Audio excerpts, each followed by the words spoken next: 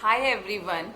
जैसे कि मैंने ऑलरेडी अपनी पहली वाली वीडियोस में बताया था कि अब हम एक सीरीज शुरू करेंगे जिसमें मैं आपको सब्जेक्ट वाइज स्ट्रेटेजी बताऊंगी। पर्टिकुलर सब्जेक्ट के लिए कैसे प्रिपेयर करें बिगनिंग से लेकर मेंस लेवल तक। एंड कोई बिल्कुल बिगनर है और उन्हें नहीं समझ में आ रहा कहाँ से प्रिपेयर करें, किस वे में प्रिपेयर करें, तो पूरा डिटेल वीडियो रहेगा।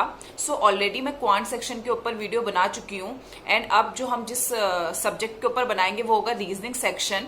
सो बेसिकली रीजनिंग सेक्शन में क्या है, जितनी ज्यादा आप प्रैक्टिस करेंगे और अपने कॉन्सेप्ट स्टार्टिंग से स्ट्रांग रखेंगे उतना ही आपकी रीजनिंग स्ट्रांग होती जाएगी, प्लस आपके लिए ईजी हो जाएगा उसे करना।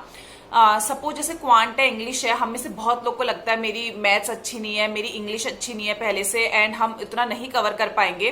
बट रीजनिंग जब हम प्रिपरेशन में आते हैं, कंपटीशन में आते हैं, हर किसी के लिए ये नया ही सब्जेक्ट होता है एंड आप जितनी ज्यादा स्टार्टिंग में ही अपने कॉन्सेप्ट क्लियर कर लेंगे, क्योंकि जब हम पहली बार पढ़ते हैं और एक बार में अगर हम किसी चीज को अच्छे से पढ़ ले विद कॉन्सेप्ट तो वो हमारे माइंड में कहीं ना कहीं बैठ जाती है एंड उसकी फिर हम अच्छे से प्रैक्टिस कर ले तो वो उतनी स्ट्रांग हो जाती है। सो रीजनिंग में बेसिकली आपको जो सबसे ज्यादा ध्यान देना है जब आप प्रिपरेशन कर रहे हैं तो यही चीज है कि अपने कॉन्सेप्ट बिल्कुल स्ट्रांग रखने हैं एंड प्रैक्टिस ज्यादा से ज्यादा करनी है।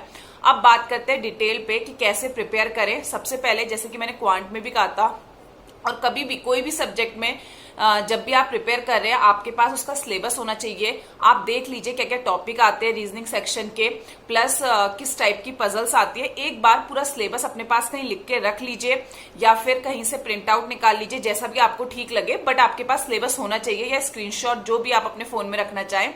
उसके बाद आपको क्या करना है, सबसे पहले बात करते हैं मिसलिनियस टॉपिक पे।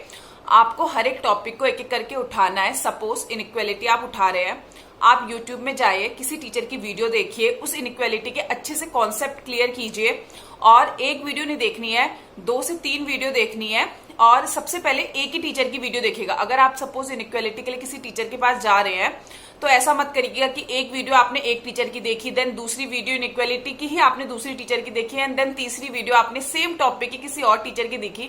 उससे क्या होगा, हो सकता है 3 टीचर अलग अलग वे में पढ़ाते हो, उनके कॉन्सेप्ट थोड़े से डिफरेंट हो या फिर उनके कराने का ढंग डिफरेंट हो। तो अगर आप एक से एक करेंगे और दूसरे से दूसरा करेंगे तो क्या होगा, आपके कॉन्सेप्ट मिक्स हो जाएंगे। सो कोशिश करिएगा एटलीस्ट एक टॉपिक पे किसी एक ही टीचर के पास जाइए। भले ही अगर आपको किसी 2 या 3 टीचर से पढ़ना है तो आप डिफरेंट टॉपिक उनसे पढ़ सकते हैं। सपोज आपको सिलोगिज्म किसी एक अच्छे टीचर से समझ में आते हैं एंड इनइक्वालिटी आपको लगता है ये टीचर ने ज्यादा बेटर पढ़ाई है तो आप उनसे वो टॉपिक पढ़ लीजिए। बट ऐसा मत करिएगा कि एक ही टॉपिक आप अलग अलग टीचर से पढ़ रहे हैं। सो सपोज आपने इनइक्वालिटी पकड़ा एंड आपने उसके सारे कॉन्सेप्ट जो भी थे 2-3 वीडियो देख के क्लियर कर लिए। उसके बाद आपको उन क्वेश्चंस की प्रैक्टिस करनी है।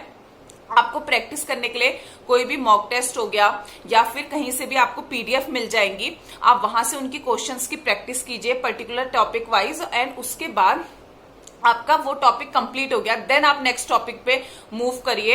एंड ऐसे ऐसे करके आप जितने भी टॉपिक है, direction and distance, syllogism, blood relation, एक एक करके आपको सारे पहले अपने टॉपिक कंप्लीट कर लेने हैं।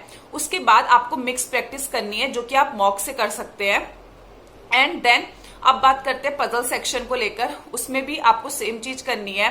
किसी भी टीचर से जाके आप पजल्स पढ़िए, उनकी वीडियो पूरी देखिए वो किस तरीके से कर रहे हैं, कैसे एक एक लाइन को उठा के सॉल्व कर रहे हैं। क्योंकि जब टीचर पढ़ाते हैं तो वो एक पजल कराने में हो सकता है सिर्फ प्री लेवल की पजल हो और 15 से 20 मिनट की वीडियो हो। So normally pre level puzzle में इतना टाइम नहीं लगता, बट वो आपको समझा रहे हैं इसलिए उनको टाइम लग रहा है। तो देखिए पूरी वीडियो को कि वो कैसे हर एक टॉपिक, हर एक लाइन को उठा रहे हैं जब वो क्वेश्चंस कर रहे हैं। क्योंकि स्टार्टिंग में हो सकता है आपको नहीं समझ में आएगा, हो सकता है आपने एक वीडियो देखी, 2 वीडियो देखी, 3 वीडियो देखी, तब भी आपको नहीं समझ में आ रहा है, बट स्टिल आपको रोज डेली एटलीस्ट 2 to 3 वीडियोस देखनी है और देखना है कैसे टीचर कर रहे हैं जब तक आपको थोड़ा थोड़ा भी नहीं समझ में आने लगता। उसके बाद आप क्या कर सकते हैं, जब आप प्रैक्टिस कर रहे हैं पजल की तो मेरा यही सजेशन रहेगा, ये मेरा पर्सनल सजेशन है, आप चाहे तो अलग से भी प्रैक्टिस कर सकते हैं PDF से, बट स्टार्टिंग में अगर आप वीडियो से प्रैक्टिस करेंगे तो ज्यादा बेटर है। सपोज आपने किसी टीचर की वीडियो उठाई पजल की एंड देन आपने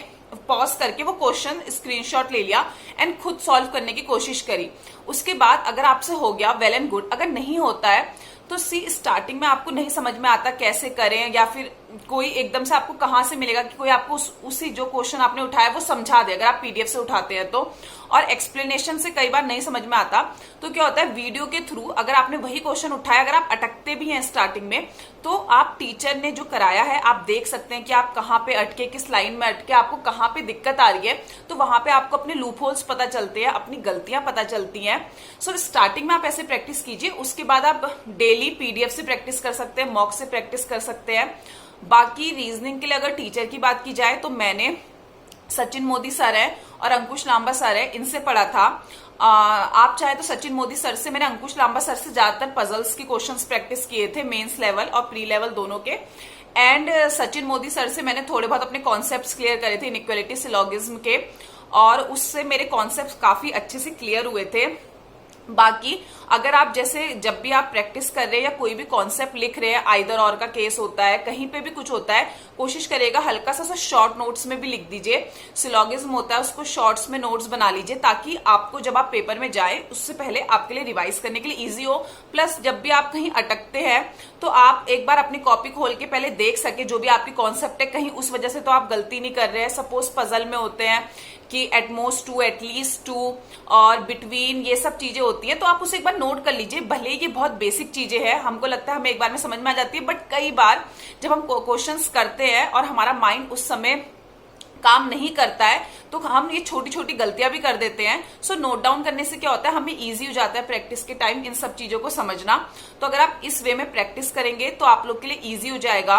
एंड जब आपने एक बार अपने कॉन्सेप्ट क्लियर कर लिए, तो अब हम मेंस के लिए कैसे प्रिपेयर करेंगे।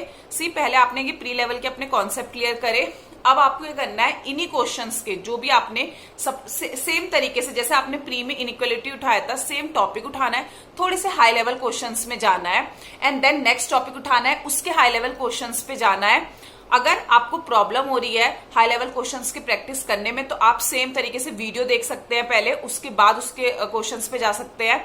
एंड मेंस लेवल पजल मैं कहूंगी आपको कब स्टार्ट करनी चाहिए, पहले आप अपने प्री लेवल पजल पे थोड़ा सा बेस बना लीजिए। जब आपका बेस बनने लग जाए एंड थोड़ा सा आपको कॉन्फिडेंट आने लग जाए कि हाँ अब आपसे प्री लेवल पजल इजीली हो जा रही है, तो थोड़ा सा एक लेवल अप करिए एंड देन उसके क्वेश्चंस की प्रैक्टिस करिए।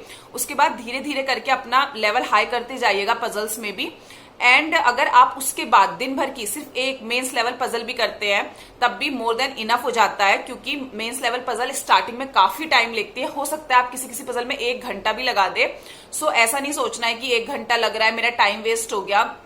एक्चुअल में आप अपना बेस स्ट्रांग कर रहे हैं। बेटर है पेपर में गलती होने से कि आपकी गलतियां यहां हो जाए, यहां पे आप समझ ले।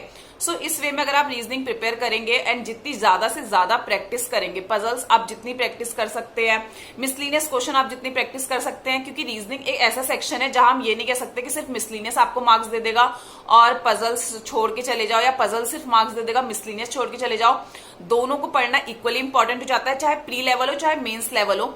दोनों में ही हम पजल भी उठाते हैं, मिसलिनियस भी उठाते हैं। एंड कई बार जब हम एक जगह अटकते हैं तो दूसरा हमें बचा लेता है। सो आपको इसमें कुछ भी नहीं छोड़ना है, सब कुछ अच्छे से प्रिपेयर करना है, मैक्सिमम प्रैक्टिस करनी है। बिलीव मी, अगर आप रीजनिंग के कॉन्सेप्ट और प्रैक्टिस अच्छे से करेंगे, रीजनिंग आपका one of the strongest subject बन जाएगा, प्लस आप सबसे ज्यादा स्कोर भी उसी में करेंगे। सो आई होप आपको ये वीडियो यूजफुल लगी हो। एंड मिलते हैं नेक्स्ट वीडियो में, जिसमें हम दूसरे सब्जेक्ट को लेकर बात करेंगे। Till then bye bye.